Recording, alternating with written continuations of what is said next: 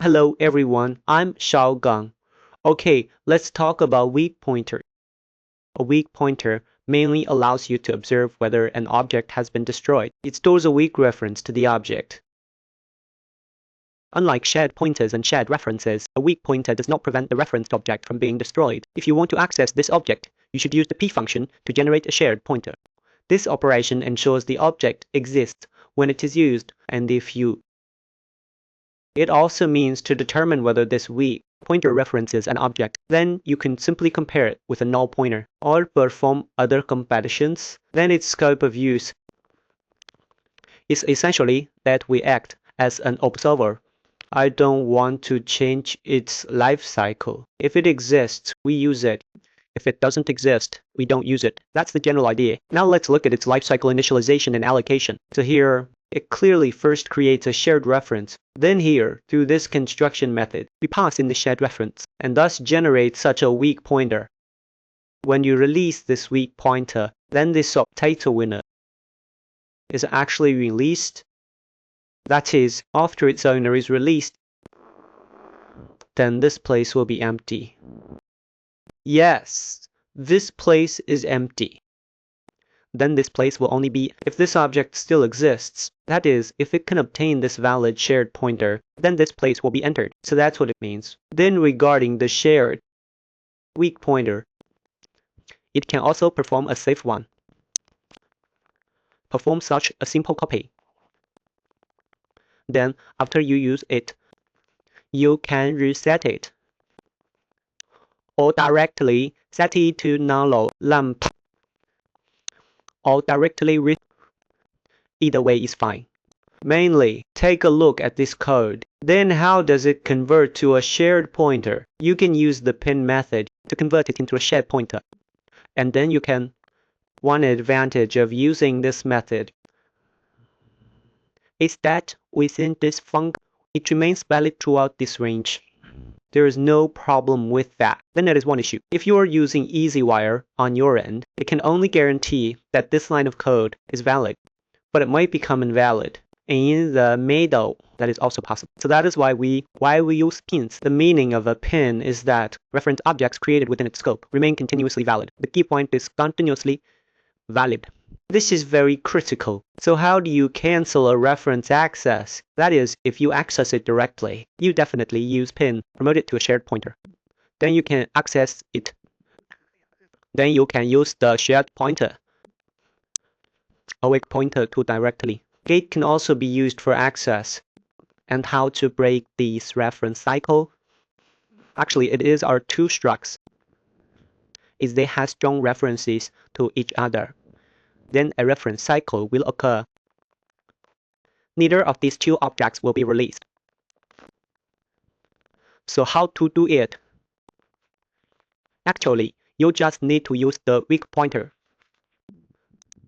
At the same time, when you use it in this container, don't use it as a key, because this thing may be changed externally at any time. Using this key is very dangerous. That is to say, you'd better use numbers, because if you use this key, it might be empty, or it might keep pointing to the same object and changing back and forth. It will be very dangerous. Then note that this is always external. It has no burst. It is always external. It's just a point. It only indicates whether this point is valid or invalid. It might become valid again later, then become invalid again. It's hard to say, and especially in this multi-threading scenario, it is valid within the current scope. There might be another thread in the current scope. It could modify this thing at any time. So it's better to use this concatenation function if you want to use it in a code solution center. Okay, we'll briefly go over this document and then first convert it to a shared pointer. Then use the get function of the shared pointer or the get function on the weak pointer. Accessing it first should be fine. Let's write one for you. Continue. Let's write it here. Okay. Then here we give a my. Let's first disable the previous one. We call it my weak tool. Then what do we need to do? First we need to declare, right? We just declare it like this. We just need to change this struct. Here a shared reference is declared. Then here the shared reference is directly converted into this weak pointer. Then after we release this weak pointer here, after releasing this shared reference, that's it. This reference doesn't seem to be releasable because it is a shared reference. So actually we can do it like this. You will find that this part is not quite right because there is no way to release the shared reference. We can do it this way. We give a PTR, we convert it into a shared pointer. Then we just let it wait here. Then we call it ref. Clicked wrong here. Sorry, this part is called ref. Here we give a PTR. This way we convert a shared reference into a shared pointer. Then the shared pointer can be released. But releasing will not actually release this object. Then at this point we observe it. This point B. We directly use this method too. We can see what it returns. We need to check this place. It should have been passed to him here. Yes, this is the wrong position, and then this is correct. Okay, then like this, you can see this function. Its comment says, convert this weak pointer into a shared pointer. Then you can access this object, and before it is gone. Remember, if there is no additional object here, if there is no more, that is to say, it may not necessarily be effective. That is to say, you need to ensure it is indeed what you need. That is to say, you must have this object. Only then can it return to you. If there is no other place that has this. If it can be referenced, it proves that this place is empty. It has been released. Then, very likely, we will check here. This is very obvious. It will obviously check. Then let me show you this check. I will remove the breakpoint. We have already entered the backtime. You can see that everything is normal so far. Everything is normal. Then let's pay attention here. Let's observe. Actually, it's fine. Wherever you look, you can see this week content has become 3. Wasn't it 2 before? Wasn't it 2 before? Right. Remember it was 2 in the last lesson, right? What you see when you click on it. Obviously, there is a wake right here. The technique of TWeakPtr. Then here, look, there's a breakpoint on the ground. Because it hasn't been released, something came in. So we can drag the breakpoint up. Its operation is quite tricky. Okay, so that's the demonstration for everyone here. Then we'll turn it off. Let's look below. This part is very simple. You can do a simple copy. There's nothing much to say about this. Then you can set it to null or release it. So we'll write it as a separate function. But we don't need to test it anymore. We've already covered this point. I think it's all relatively simple now. Just paste it over. If you're interested, you can write a test yourself. Then we'll just paste it over here. Then here we declare a drop pointer. Here. Pasted the wrong one. It should be this one. It should be this one. Then we paste this over. This is invalid, right? Then the reference count here is obviously. It will become an entity that is clearly known. Then we release it here. We release it in 2 ways. One is this way of releasing. There is also another way to release it like this. Okay. Then, so this part is done. Then we can also convert it to this type. So let's put it here. Let's take a look here. Let's put it here. Let's access it. To access it, we'll just have it execute some squares. As for the square, we'll just have it round. That is, the shared pointer is valid within this range. Why not use this wired? This part probably doesn't need to be explained. These 2 have already been released. If this observer has been released, we might duplicate one. R1 and R2, then release 1, like this. Release R2 like this, still use it here.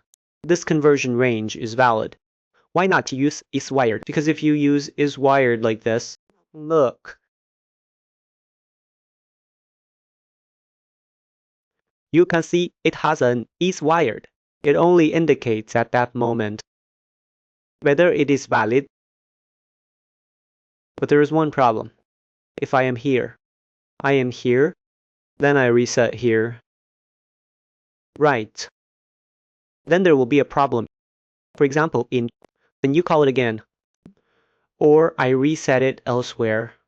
it only has one reference, then there is a problem. But if I do it this way, then this place will add an extra reference count. It can ensure that this place is definitely successful. Then paste this here. This place definitely needs to be pasted. Comment this out. So let me tell everyone again, this IsValid and that P, they have such a diff, okay?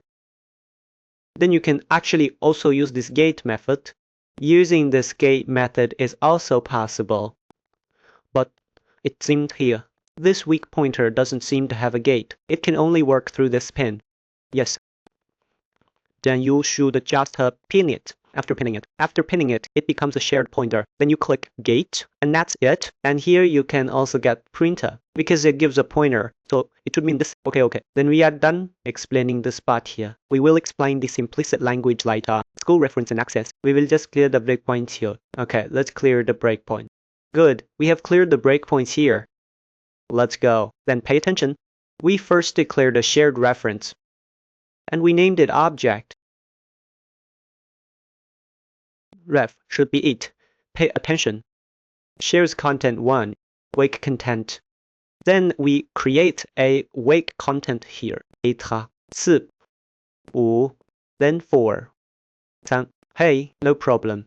Absolutely no problem at all. Right, after we enter, we print this log.